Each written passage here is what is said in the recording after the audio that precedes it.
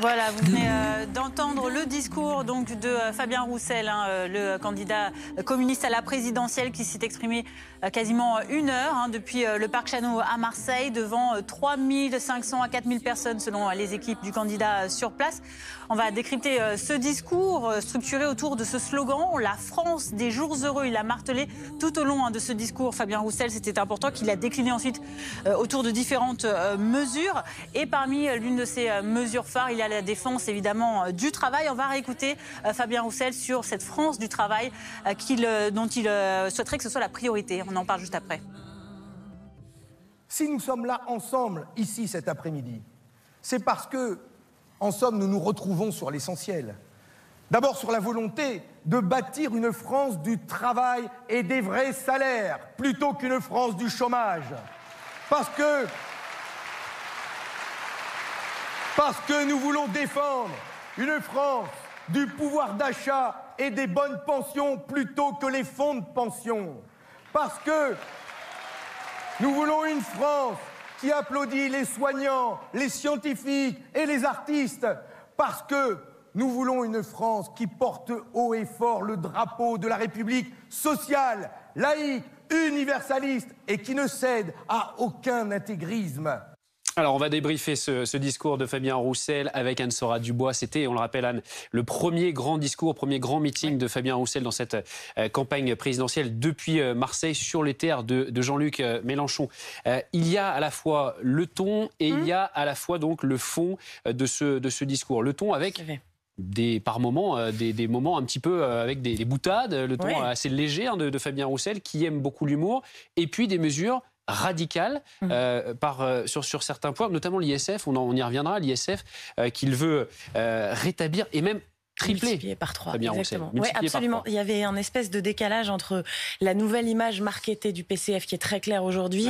Le nouveau PCF n'est pas rabougri, le nouveau PCF n'est pas à l'ancienne, un petit peu à donner des leçons à tout le monde. Le nouveau PCF, on le comprend dans le marketing en tout cas, le nouveau PCF a un slim sur scène, a une chemise bien coupée, une veste cintrée, et le nouveau PCF fait des blagues surtout, beaucoup, ça c'était vraiment, ça a irrigué tout le discours de Fabien Roussel. On a bien compris qu'il voulait jouer sur son capital sympathie. Il faut dire que ça marche plutôt bien, ça c'est vrai. Je vous redis quelques-unes de ces... D'abord, il commence par commenter le nombre de personnes qui sont devant lui. Il dit « Ça déborde, la rivière sortirait-elle de son lit ?»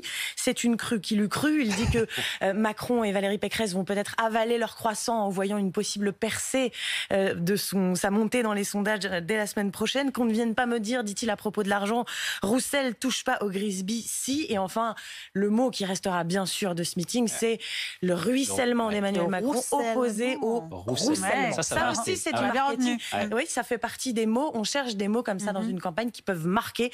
Le sens de la formule. Exactement, le sens de la formule est donc opposé au ruissellement d'Emmanuel Macron, le roussellement version PCF. Et c'est effectivement cet enrobage très positif et très optimiste, c'est vrai, n'est pas sans assumer un certain nombre de mesures qui, elles, sont très radicales. Le programme de Fabien Roussel est très assumé, il fonctionne par division, les valeurs humaines versus les valeurs boursières, et puis surtout... on va, écouter Fabien Roussel qui s'exprime juste après ce meeting. Alors, pardon, Anne.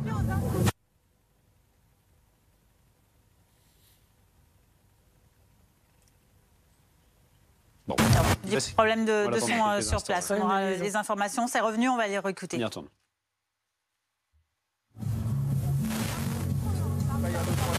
Alors, il n'y a pas de son. On va voir, on va régler ça, on y retournera peut-être dans quelques instants. On l'entendra. Donc Fabien Roussel, effectivement, Anne, des mesures, pas mal de mesures annoncées par Fabien Roussel, également sur le pouvoir d'achat, sur les délinquants au col blanc qui devront aller au tribunal, et puis sur la retraite à 60 ans, c'est ce que souhaite Fabien Roussel. On guette pour voir si on peut avoir un peu de son. Les 32 heures, un débat aussi qui va être ouvert sur la semaine de travail à 32 heures. Oui, absolument. on a compris que Fabien Roussel, le maître mot de son discours, c'était l'argent. Ouais. Il l'a répété d'ailleurs une bonne vingtaine de fois, ce mot d'argent. Et il oppose, c'est un objet d'opposition pour lui, et je le redis, entre les valeurs humaines versus les valeurs boursières, les hauts salaires qui représentent la France solide versus les bas salaires qui représentent une France malade, la formation versus l'ubérisation, le budget de l'État versus 100 milliards d'euros par an de cadeaux fiscaux, et encore une fois, le roussellement versus le ruissellement. On a bien compris que c'était un objet d'opposition pour lui. Le travail aussi, valeur cardinale. Et ce qu'on comprend, c'est que il veut, dit-il, et il l'assume, un changement de société. Il y a plusieurs catégories qui sont ciblées à travers le meeting de Fabien Roussel. Et de façon assumée, très rude, tripler l'ISF, priver les fraudeurs fiscaux de leurs droits civiques. Oui, on ne sait même pas si c'est constitutionnel en réalité. Il faudra vérifier. Mais c'est une mesure qui se veut, bien sûr, très provocante et très forte. Le SMIC à 1 500 € net, 1 800 € brut, pas de retraite inférieure à 1 200 € net, la retraite à 60 ans. Et puis encore une fois, sur le projet général de société, le blocage immédiat de toutes les délocalisations, un revenu étudiant, la suppression des devoirs à la maison, ça c'est pour la petite pastille, peut-être beaucoup plus difficile à appliquer. Mais on comprend en tout cas qu'il y a une opposition très claire pour lui, entre une partie de la France qui récolte beaucoup de ruissellement et une partie de la France qui, elle, ne récolte rien. C'est un choix aussi d'opposition. On l'a dit, malgré le fait que son discours était sur une tonalité très positive, il y a un affrontement qu'il met en scène, qu'il explique, Fabien Roussel, et il a choisi son camp.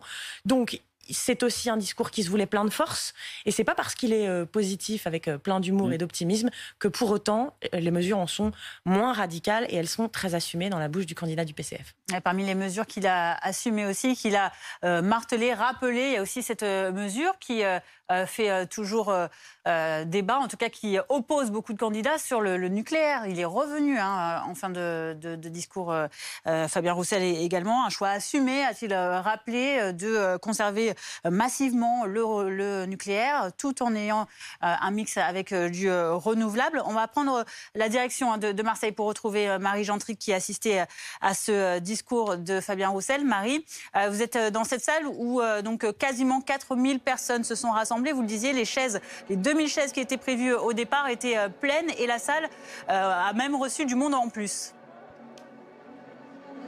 Ah oui, exactement. La salle était complètement remplie. Vous l'avez dit, il y avait 2000 chaises. Elles étaient toutes occupées. Il y avait du monde même qui était debout.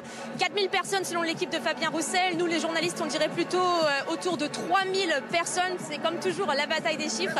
Fabien Roussel vient de sortir de scène. Ça sent bon la France, c'est ce qu'il nous a dit. Je vais vous montrer sur les images de Corentin Préa les gens qui sont en train de quitter la salle en musique.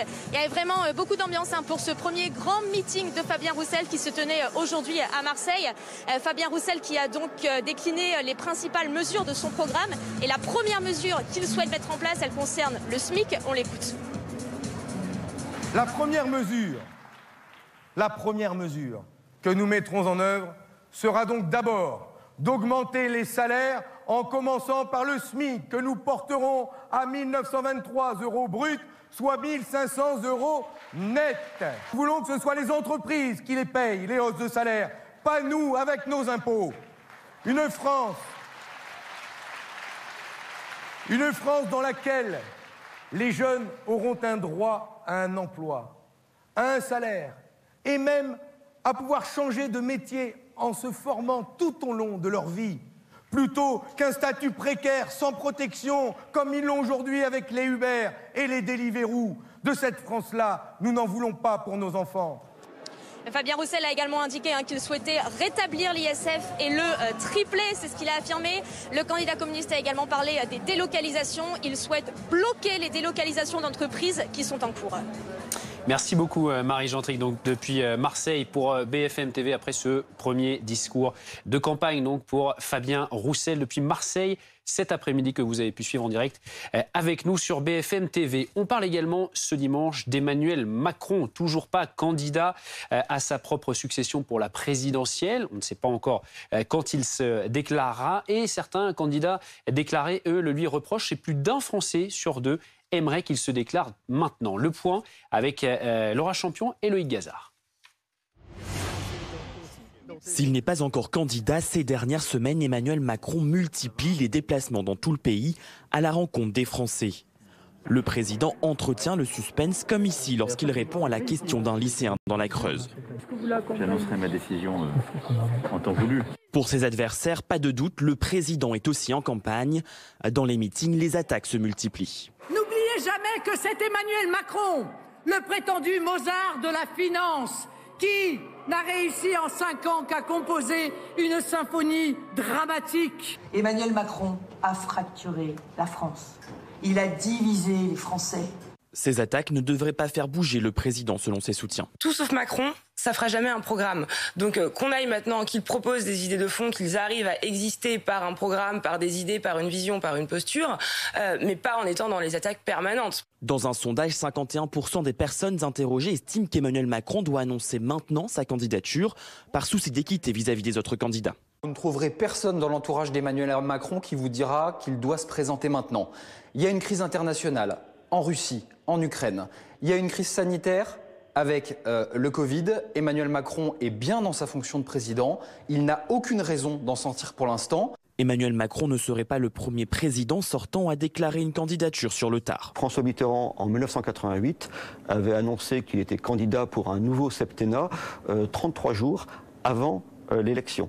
On nous reste encore, je crois, 62 ou 63 jours avant le premier tour. Selon les analystes, il est peu probable qu'une annonce de candidature intervienne avant le 16 février, date de la levée des dernières restrictions sanitaires. Dans l'actualité également, et c'est une information BFM TV, Patrick Balkany est convoqué demain matin à 10h par la procureure d'Évreux, selon l'entourage à BFM TV. Il pourrait être incarcéré dans la foulée ou convoqué à se présenter en prison. Et on rappelle que cette semaine, la Cour d'appel de Rouen a révoqué le placement sous bracelet électronique d'Isabelle et Patrick Balkany, condamnés pour fraude fiscale massive. Ils purgeaient donc avec bracelet électronique depuis mars 2021 leur peine de 3 ans de prison depuis leur domicile de Giverny dans l'Eure. À Madagascar, le cyclone Batsirai a fait 6 morts selon un bilan officiel encore provisoire. Il a frappé hier soir avec des rafales de vent allant jusqu'à 235 km/h, des vagues parfois supérieures à 10 mètres de haut. Alors même s'il perd en puissance, des inondations restent à craindre en raison des fortes pluies. Et l'ONU craint une crise majeure dans ce pays déjà très affaibli. Jules Boiteau.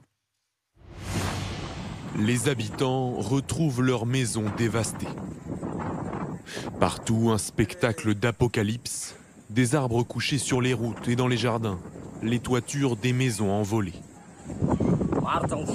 On ne peut même pas dire combien il y a de sinistrés, on est tous sinistrés. Manadjari est complètement détruite, peu importe où on va, tout est ravagé.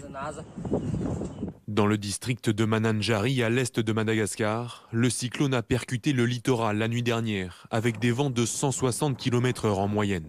Selon les autorités, près de 27 000 personnes ont dû être évacuées d'urgence.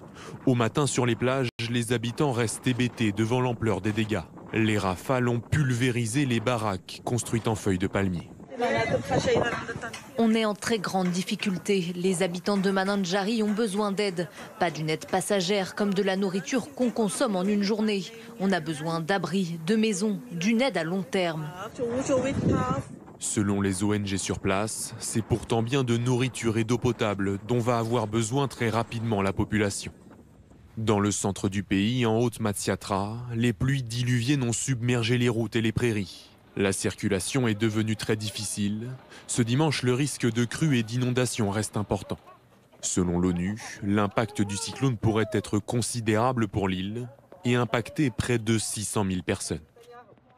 La reine Elisabeth II célèbre ses 70 ans de règne dans l'intimité. Ce dimanche, le 6 février 1952, son père, George VI, mourait. 70 ans de règne, c'est un record. La souveraine a eu pour l'occasion un beau gâteau, mais les festivités célébrant son jubilé de platine ne se dérouleront qu'en juin prochain. Et puis aujourd'hui, la reine a aussi fait une surprise à ce sujet, souhaitant que la seconde épouse du prince Charles, Camilla, devienne une reine consort lorsque Charles deviendra roi à son tour. Les précisions de Laura Calmus, notre correspondante à Londres. Oui, exactement. Et Charles et Camilla se sont dit d'ailleurs aujourd'hui touchés par les mots de la reine. Alors Camilla s'est mariée avec le prince Charles en 2005. Et donc, théoriquement, Camilla devrait devenir reine consort. C'est le titre de la femme du roi. Mais vu les circonstances, eh bien, beaucoup pensaient qu'elle n'aurait que le titre de princesse. Déjà parce que c'est un deuxième mariage et aussi parce que pendant longtemps, elle a été considérée comme celle qui a brisé le mariage de Charles et Diana. Diana, elle a mis beaucoup de temps à redorer son image. Mais désormais, elle fait partie intégrante de la famille royale. Elle participe à plus de 200 engagements par an avec le prince Charles, parfois même seul. Alors il faut tout de même préciser qu'il n'existe pas de titre de roi consort. On l'a vu avec le défunt mari de la reine Elisabeth. Il a toujours été appelé le prince Philippe. C'est la fin du Non-Stop. Merci beaucoup de nous avoir suivis. Tout de suite, vous avez rendez-vous avec Ronald Guintranche pour 7 jours BFM. Très bonne fin de journée à tous. Bon dimanche.